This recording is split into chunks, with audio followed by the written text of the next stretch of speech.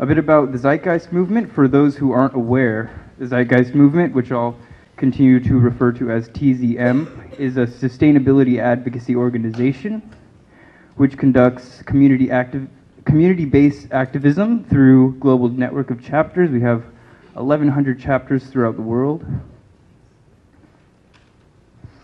We propose that we as a species take a direct technical approach to resource and social management as opposed to a monetary or political one. The train of thought presented by TZM is centered around the concept that we as a species can and should update the workings of a society to the most efficient, sustainable, and proven methods that science and technology have to offer. In short, we can be summarized as a movement which advocates the application of the scientific method for social and environmental concern. Some background information, though I'm sure Dr. Mate needs no introduction. Dr. Mate ran a popular family practice in East Vancouver for 2 decades. For 7 years, he also served as medical coordinator of the palliative care unit at Vancouver Hospital, caring for the terminally ill. And more recently, he worked for 12 years in Vancouver's notorious downtown East Side with patients suffering from drug addiction, mental illness, and HIV. He's authored 4 books. The last 2 have become national and international bestsellers, translated into 9 different languages, or 20 different languages. A recurring theme throughout his work is the development of the psyche and mental and physical health, and looking at neurological and psychological mechanisms which he connects with the need for social change. Dr. Mate was gracious enough to lend his expertise and was featured in the latest of the Zeitgeist film series, Zeitgeist Moving Forward. In it, he put forth progressive ideas about what factors come into play when looking at the development of the human psyche in relation to its social and physical environment. We are honored to collaborate with Dr. Gabor Mate in this joint presentation based on a fairly simple question. What promotes mental health, positive mental health, and what would a society that supports and fosters healthy and stable individuals look like? So without further ado, please welcome Dr. Mate.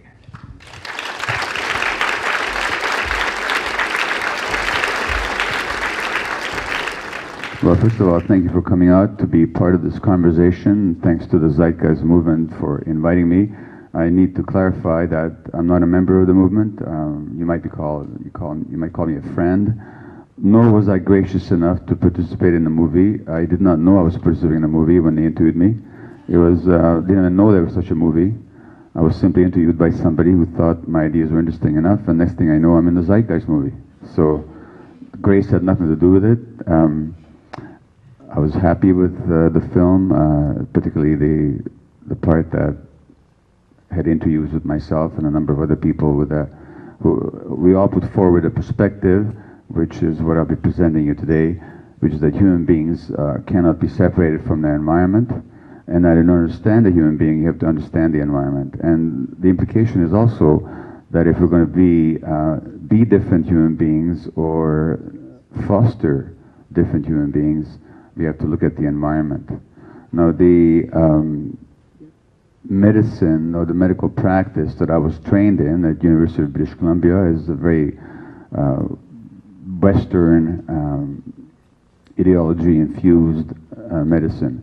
Now, we think of medicine as a science, as a scientific practice, but it's as much ideological as it is anything else. So that what passes for science in our culture is a combination of scientific data, but interpreted through an ideological lens. So we must never think of it as pure science. And unfortunately, it's not a conscious ideological lens, so that the practitioners are not aware that they have an ideology. They didn't choose that ideology, they simply grew up in it, and they were trained in it. And they think that they're looking objectively at the world. But as the Buddha pointed out 2,500 years ago, we create the world with our minds. So the kind of perspective that we have will shape what we see. And that's absolutely true of science as well. Now, what I'm interested in looking at is, before with our minds we create the world, how does the world create our minds? So what kind of minds are we looking at the world with? And that's the question that Western medicine doesn't ask very much.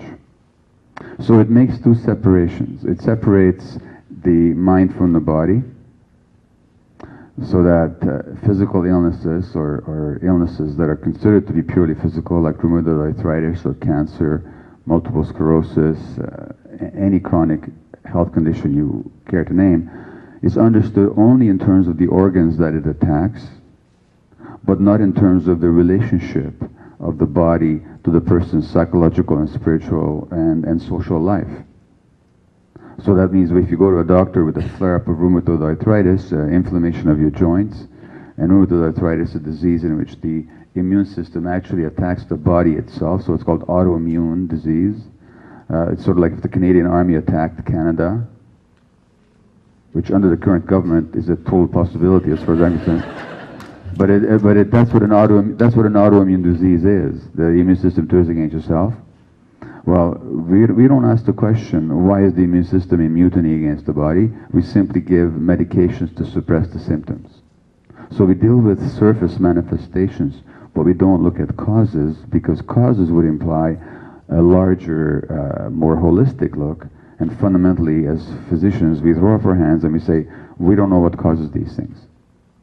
So if you look at something like multiple sclerosis, which is a degenerative disease of the nervous system, in the 1940s, the gender ratio of multiple sclerosis was 1:1. So for each man diagnosed, so was a woman. The gender ratio now is 3 or 4 women for every man. And you cannot understand that on strictly physical grounds. If you think it's genetics, it won't cut it, because genes don't change in a population over 70 years. If you think it's the diet or the climate, no, that hasn't changed more for one gender than the other either. So there's something about gender in our society that certainly influences the onset and course of disease. In order to understand that, you'd have to look at something broader than just the body. So that mind-body separation doesn't work to explain either physical or mental illness. And by the way, my talk is not just about mental illness either. It's about illness in general. Then the second separation that we make is we separate the human being, the individual, from the environment. So we think that if cancer shows up in somebody, or if mental illness shows up in somebody, it's strictly individual factors, such as, for example, genetics. So it has to do with the genes, the DNA that you or I inherited from our parents. But or perhaps it's the result of lifestyle choices that we make, so that if you smoke, which of course increases your risk of lung cancer, then if you get lung cancer, that's because of some choice that you individually made. So these are individual perspectives on disease, which again causes us to miss a lot of things. So let me give you 3 examples of a different approach, which has been called a biopsychosocial approach, which means to say that the biology of an individual is inseparable from the psychological and social environment. And it's the only scientific understanding, by the way, that makes any sense at all, and it's the only way through which we can actually comprehend who gets sick and why. And of course, if you look at it in a broad scale, social factors such as gender, such as race, such as economic position, are far more influential in population health than individual factors. And that's because we're biopsychosocial creatures. So our biology can't be separated from the psychological and social environment. So for example, it's not even controversial, the number of studies have shown it, that children whose parents are stressed are much more likely to have asthma than children whose parents are not stressed. So in polluted areas, where of course the air quality itself and the irritants in the air cause the triggering of more asthmatic flare-ups in people, it's still the children of stressed parents who are most likely to have asthma. Now if you go to a physician, the ordinary Western trained physician, with either yourself or your child having asthma, you'll be given the appropriate treatment. And the appropriate treatment will reverse the narrowing of the airways that happens in asthma. It'll suppress the inflammation that happens in asthma. Now the inhalers or the medications you get, in whatever form, to achieve those effects, it's interesting to consider what they are. Because the inhalers that opens up the airways, in the narrowed airways of the asthmatic, is actually a copy of adrenaline. In fact, if you rush to hospital with a severe asthmatic episode, you'd be given an injection of adrenaline. And the inhaler that suppresses the inflammation, which is the other aspect of asthma, the swelling and so on needs to be suppressed, which further clutters the airways. That inhaler or that infusion that you'd get in the hospital emergency ward is actually cortisol. Now, if you look at what cortisol and adrenaline are, what are they? Anybody know what they are? They're stress hormones. In other words, we're treating asthmatics with stress hormones. As a matter of fact, if you look at cortisol, it's the commonest medication used in all of medicine. It's used in conditions of the skin, of the lungs, of the joints, of the intestines, of the nervous system. So it's the stress hormone. If you were threatened right now, then your adrenal gland would put out adrenaline and cortisol, which would allow you to fight back or to escape. But in the long term, those same hormones damage your health. So acute stress, it's just to help you survive a threat. Chronic stress debilitates your immune system, heart disease, thinning of the bones, ulcers in the intestines, and depression are the side effects. Now, we give these stress hormones to the asthmatic child, but we never ask the question, we're treating something with stress hormones. Is it possible that the condition is connected to stress somehow? That question is never asked. Now, why the lung functioning of the stressed parents, the children of stressed parents, why is the lung functioning affected by the parents' emotional states? Because the child's biology is actually shaped by or influenced by the parents' emotional psychological states. Because it's biopsychosocial. You can't separate the emotions from the body, and you can't separate the individual from the environment. Now, in another study in Australia, they looked at 500 women who've had breast biopsies, lumps in their breasts which need to be biopsied for cancer to see if they're malignant. And these biopsies were then done, and before the results came back, the women underwent a psychological questionnaire interview. It turned out that if a woman had been emotionally isolated prior to the onset of that lump, that by itself had zero effect on that lump being cancerous. Similarly, if a woman had experienced a major stressful episode in her life, that by itself also had zero effect. So far, so good.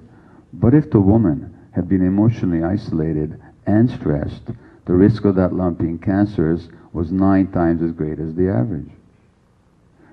And the researchers, being left-brained, medically trained, scientific-minded people, had no way of understanding this. They were totally puzzled by this. They said, how does 0 and 0 add up to 9? Which is logical, the question, but it ignores the true nature of human beings. Because if you're stressed, then again these hormones are raging through your system. But if somebody comes along and says, hey friend, I see that you're upset, how are you feeling? Puts a hand on your shoulder, what happens to you physiologically in a split second? You calm down, you take a deep breath, your brain has more oxygen, you start thinking more clearly, and the adrenaline levels go down, your blood pressure goes down, your heart stops racing, the cortisol levels go down, so immune system is no longer under siege. But if you're emotionally isolated and there's no one to relate to, then you'll be stewing on your own stress juices for months. No wonder then suppressing the immune system, which of course means that that potential malignant transformation is not controlled. So no wonder then the women who are emotionally isolated and stressed are more likely to have lung cancer or breast cancer, significantly so, which also tells us that cancer is not the disease of an individual.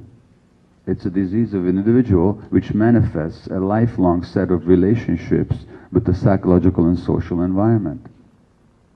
And for all the hundreds of $billions that they raise for cancer research, it's never going to amount to anything. at least they'll have certain breakthroughs, and there's certainly spectacular advances in the treatments of some specific cancers, but overall our ability to understand cancer or to treat it has not really moved forward one iota in the last 40, 50 years. Because as somebody very astutely said, trying to find the answer to cancer by studying the individual cell is like trying to understand the traffic jam by studying the internal combustion engine.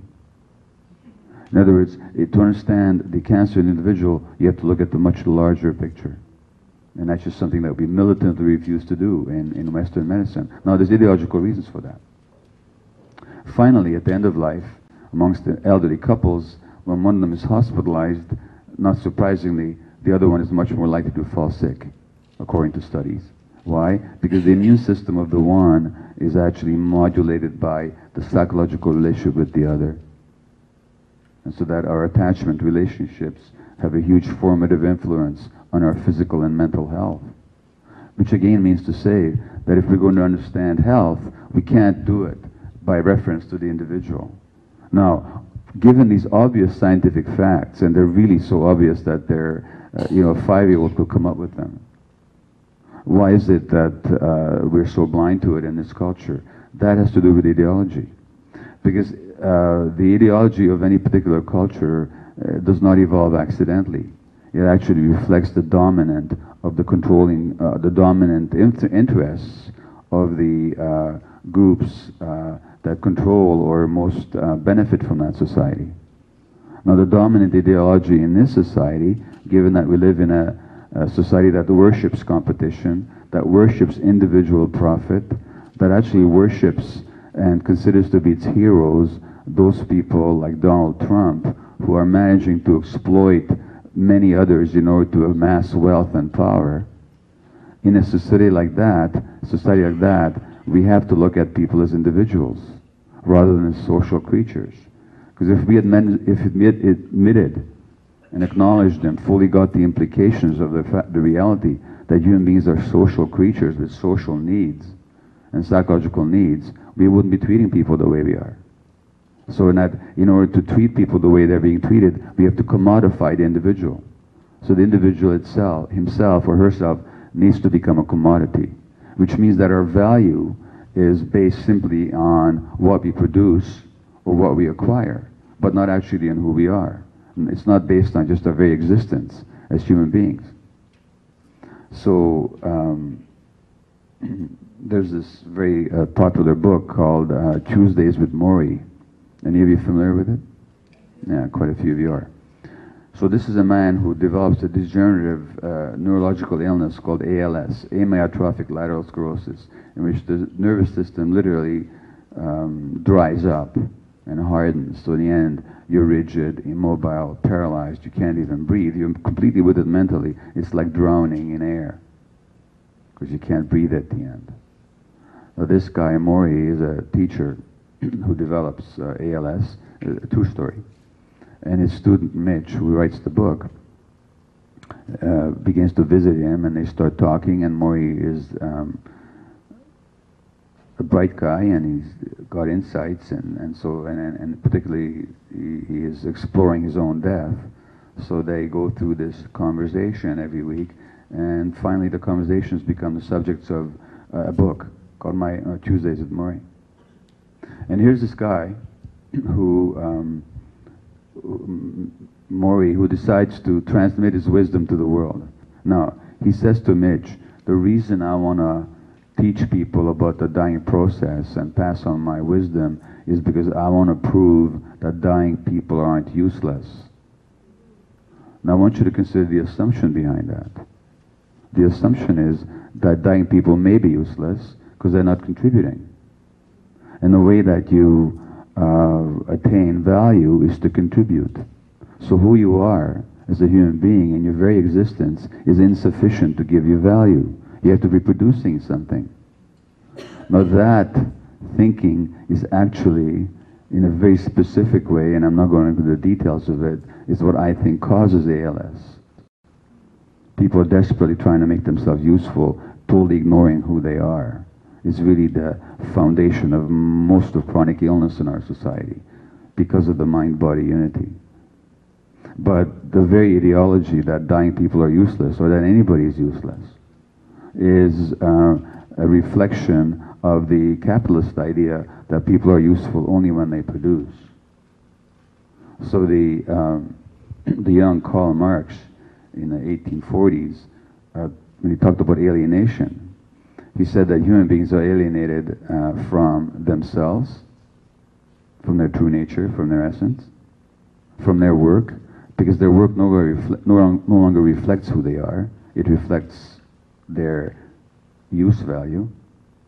They're alienated from other people, because of course in a society that says that it's all about individual competition and it's dog against dog, and what they call social Darwinism, you can't help but be alienated from other human beings.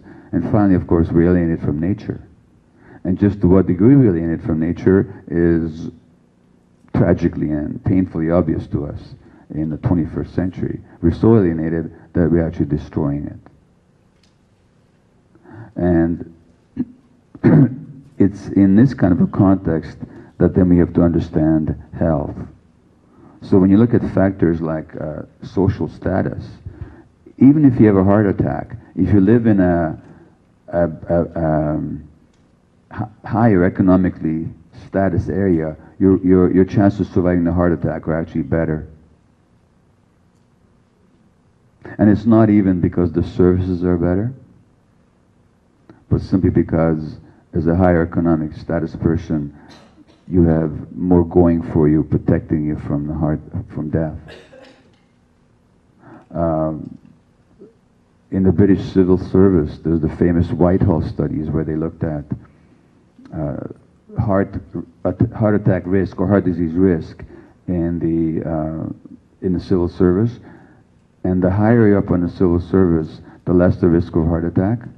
And it's not just an economic factor, because even on two different tiers, at the very top tier and the second tier, where the income differences weren't all that great, but the heart disease differences were significant, simply because people at the top had less heart attacks. And position in the civil service was more of a predictor of heart disease risk than cholesterol and high blood pressure levels, which is all the things that you get paid attention to when you go to the doctor's office. So social status is a significant determinant of health. Gender obviously is. If you look at the statistic I gave you about multiple sclerosis, what's different? Why has the ratio changed? Well, if you understand that multiple sclerosis is in fact a response to stress, which of course it is, although most physicians wouldn't see it that way, but I talk about that in my book, When the Body Says No. If you look at women's situations, what has happened? Women in our society have always carried the burden of being the emotional supports for their men and for their families. So that hasn't changed. They're still doing that. They're the emotional absorbers of their environments, which, by the way, would help to explain why married men live longer than unmarried men, but married women don't live longer than unmarried women. And what has changed is that since the Second World War, women have also had to take on an economic role, and they're doing so in the context of less support. Because we used to live in clans and tribes and communities and extended families and neighborhoods and much more sense of social cohesion and contact, so that the depression of the 1930s, while it was economically, so far at least, more devastating than the current recession is, there was also more social cohesion, and people supported each other much more communally. So what you got is more stress and less support. Naturally, if the disease is stress related, which I'm convinced it is, you're going to get more disease. There's no other explanation for it. So it's not simply an individual issue. It's also very much a gender issue in our society. Not that women are unique to that kind of stress, but they're the main recipients of it. Finally, of course, race. Black American males have significantly increased prostate cancer death risk over whites. Their biological relatives in Africa do not. So it's not a genetic issue, but I think it has to do with racism and stress of being a black Afro-American in the United States. Needless to say, in Canada, we have the First Nations population, which 100 years ago had no diabetes, and 150 years ago no rheumatoid arthritis, and now they have the world's highest rates of these diseases in some areas. Now that's not a genetic issue. That's not an individual issue. It's a question of looking at what's happened socially and economically and culturally, and the abuse that they have undergone in this society and continue to. So that you can't explain disease, again, in isolation from the psychosocial environment. And beyond that, there's the evidence now, it's not even controversial, but most physicians and most educators never even heard about it, which is an extraordinary statement, actually an extraordinary reflection of how ideological medical practice is and how ideological everything is, that we now have all this science that is beyond any shadow of any doubt whatsoever, has shown that the human brain actually develops an interaction with the environment. So the kind of brains we have reflects what's happening in the environment. And yet, if you look at the situation of children these days, you're getting this burgeoning diagnoses of ADHD, of autism, of oppositional defiant disorder, of conduct disorder, of Tourette's, Asperger's, reactive attachment disorder, all these diagnoses. And more kids are being medicated, and sometimes they're being medicated with drugs that actually do them all kinds of harm, so much so that the BC Children's Hospital recently has to establish a clinic just to treat kids for the side effects of the antipsychotic medications they're getting. And they're getting these antipsychotic medications not to control psychoses, which they don't have, but to control their behaviors. And because we don't understand that the child's behavior reflects his relationship to the environment, we just try and treat the kid's symptoms. So the environment gets very stressed. Kids' brains don't develop the way they should. They have poor impulse control and all kinds of emotional pain and the confusion that they're acting out in their behaviors. And instead of changing the environment, or at least addressing the environment, we medicate the kid. In other words, we try and suppress the symptom, the surface manifestation of something that's completely psychosocial. The result is that kids are developing metabolic syndrome and diabetes and risk for heart disease and so on as a result of these medications, which have never been studied in kids. Nobody's ever studied the long-term effects, but we're handing them out to tens of thousands of kids in this country, hundreds of thousands in the States. And all because we don't get the relationship between the environment and the individual child. So this is what we're seeing. Now, then if we turn to the question of what promotes positive health, well, if you look at the literature on stress, and I'm saying that stress is the common factor, whether it comes to mental or physical illness. And if you actually look at the literature on childhood adversity, the more adverse circumstances that are present in a child's life in the early years, exponentially the greater the risk of addictions, greater the risk of mental illness, of psychosis, of rheumatoid arthritis, of cancer, of obesity, of all kinds of behavioral problems. Why? Because the early environment shapes the brain. And as Antonio Damasio, who's a leading neurologist, writes, to understand in a satisfactory manner the brain that fabricates human mind and human behavior, it is necessary to take into account its social and cultural context. And the very circuitry of the brain depends on the emotional and social environment for its development. When that is stressed, the child's brain doesn't develop the way it should. And that's why we're seeing so many kids now being diagnosed. It's not an individual problem. But again, we don't get that as a society. So instead of looking at the larger picture of what conditions do kids actually need for health, we're just trying to deal with the symptoms. And we do that according to the lines dictated by medical economics, which is to say by the needs and profits of the pharmaceutical companies. Because there's lots of money to be made on developing new drugs, there's no money to be made on researching stress on the family and how to alleviate it. That's not going to be profitable to anybody. It's not even that there's a conspiracy.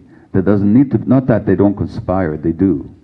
So that when there's research that undermines their profits, they'll suppress it. And they'll magnify or overemphasize research that would support their profits. So then it's not that they're above being conspiratorial. But fundamentally, it doesn't take a conspiracy. It just takes the profit system. And then you've got a perfect melding of individualistic ideology and the profit motive, and hence you're getting medicating millions of kids. So the number of prescriptions for stimulant medications for ADHD in this country, which I have myself, has gone up 43% in the last 5 years, and nobody's looking at how to deal with the child's environment that actually shapes that brain that then manifests itself in poor attention skills and poor impulse control and hyperactivity. Now if you look at the literature on stress, the dominant stress factors affecting people are uncertainty and lack of information. I want you to think about the position of the average citizen in this culture. Uncertainty and lack of information. Because most people don't have information. Because the information sources, as we all know, are controlled by very few people. And basically, you know, I grew up in communist Hungary under a very rigid and brutal dictatorship.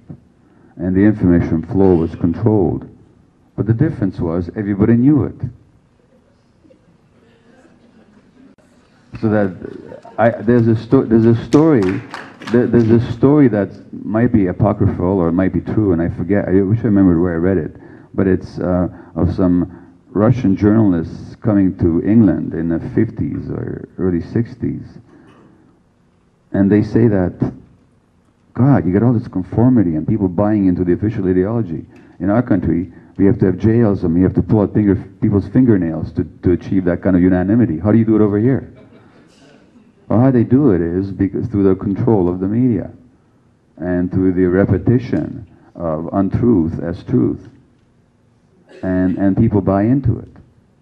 So that the propaganda system and the mind control system is far more effective here than it is in those brutal dictatorships where everybody the mind can see through it.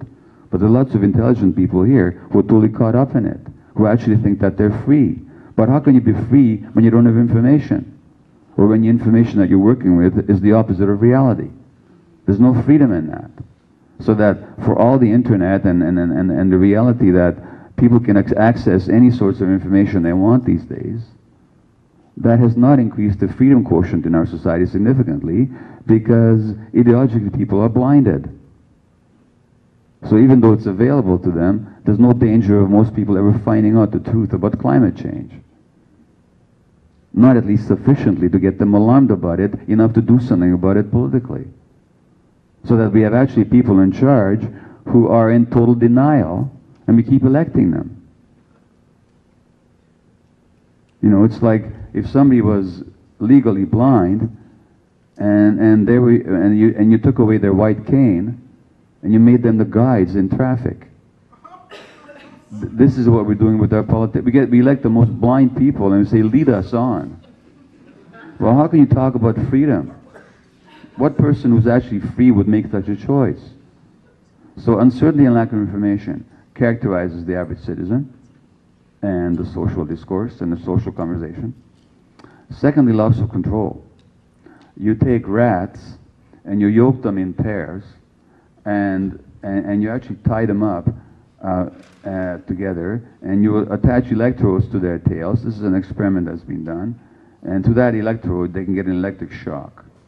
So both rats in each pair receive the same degree of shock for the same duration. But one of them has a paw free. That paw allows them to turn a lever, to push a lever, which will turn off the shock.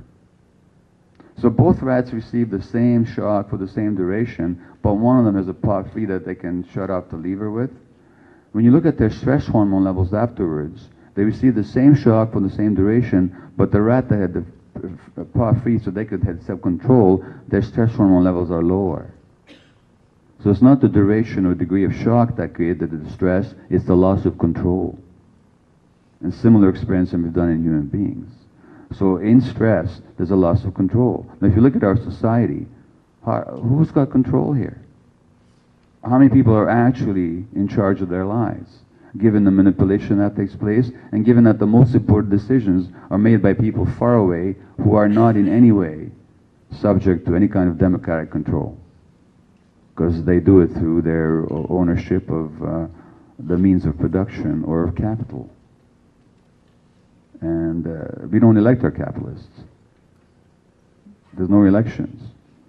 You know, hey, I'd like to exploit you, vote for me. You know, that doesn't happen.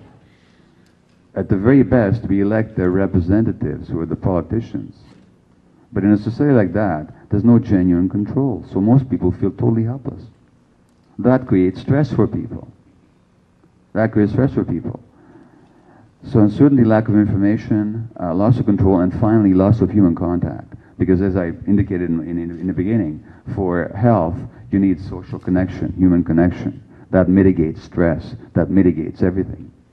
Now, as we isolate people more, as machines take over more and more, as we talk less to human beings, I mean, just think about your experience when you make a phone call and the machine says, thank you for your phone call, due to an unusually unexpected number of calls, you know, and then you wait for half an hour. And the frustration that you have at not being able to talk to a human being. But we're less and less talking to human beings, more and more talking to or through machines, and there's less and less community. People no longer live where they work, they no longer shop where they live. We don't relate to people that we know on a daily basis. It's largely strangers that we interact with in the large chain stores and so on, so there's less human contact. People are more suspicious. All that leads to stress, which leads to illness. So, in terms of creating positive health, and by the way, interesting about mental versus physical health, the Buddha, who was a great, great psychologist, said 2,500 years ago, he said that you might meet a person who can maintain perfect physical health for a year or 2 or 3 years, or even for 100 years, but you'd rarely meet anybody who can stay mentally healthy for any length of time. Because for mental health, you need all kinds of conditions that most people don't have. So the recent Canadian report about how mental health, about how between 6 and 7 million Canadians are affected by mental health issues, that's probably an underestimate. But that's 1 in a quarter, or 1 every 5. And 50% of North American adults have some chronic physical illness. So here we're the wealthiest society in history, and also one of the sickest. And over-medicated, of course. So in terms of creating what's needed for positive health, what you need is community, contact, local control, involvement, engagement, information, the right information.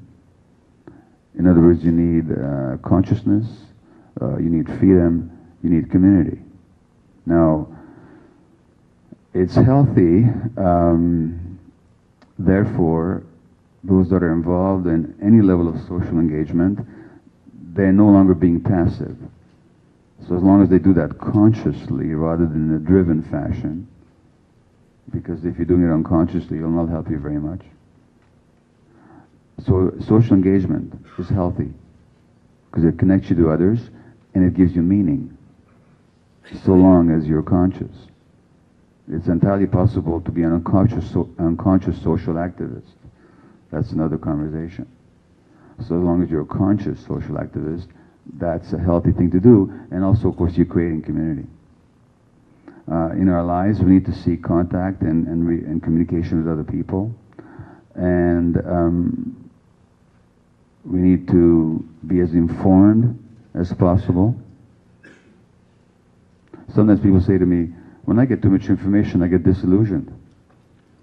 And my response is, would you rather be illusioned or disillusioned? So these are the factors that we have to seek, and not only that we have to seek, we have to create in our lives. And of course, behind all that is a much larger social question, that is this society conducive to human health? The answer is no, it isn't. And although you can't change society by the flicking of a thumb or the waving of a magic wand, certainly being engaged with the question of what kind of society we'd like to see and how do we best work towards whatever vision we may have, that's a question that's very important for human beings to engage with. Otherwise, we're passive victims of circumstance. And in terms of a social vision and how to attain it, well, that's going to be a particular view of that will be Matt's subject, and I'll turn the mic over to him now.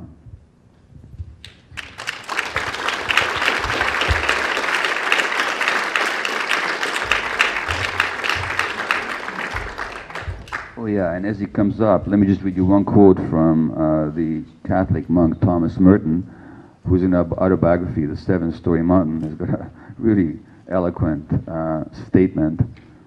He's writing in the 1940s. He's a fantastic writer. He says, "It is true that the materialistic society, the so-called culture that has evolved under the tender mercies of capitalism, has produced what seems to be the ultimate limit of worldliness. And nowhere, except perhaps in the analogous society of pagan Rome, has there ever been such a flowering of cheap and petty and disgusting lusts and vanities as in the world of capitalism, where there's no evil that is not fostered and encouraged for the sake of making money.